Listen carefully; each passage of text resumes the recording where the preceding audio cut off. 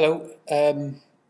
Yeah, I just thought it might be nice to put up a little video of something I've been working on actually.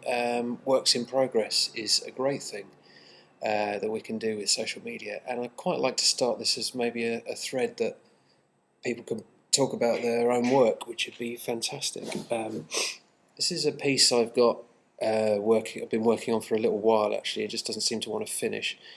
But it's basically to tell you about the processes I kind of tend to think about when I'm making stuff. This is it's a kind of a technical drawing, I suppose you'd call it, as best I can do anyway, of a DIY tool. The piece is going to be called St Thomas. If you go into a lot of churches and look at stained glass windows, all of the apostles will have a symbol that's associated with them. I've got a little book of them here. Hang on. So St Peter is usually an upside down cross or some keys. St James the Less is a saw. Someone else is flaying knives.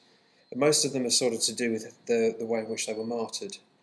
St Matthias is an axe. What have we got here? St Jude is a boat. There we go. St Bartholomew or Nathaniel was flaying knives, and so on and so on. So they've all got.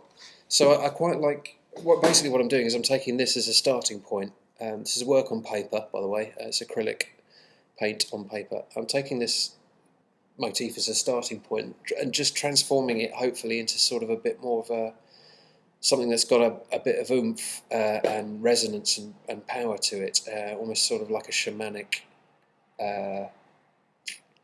icon, for want of a better word.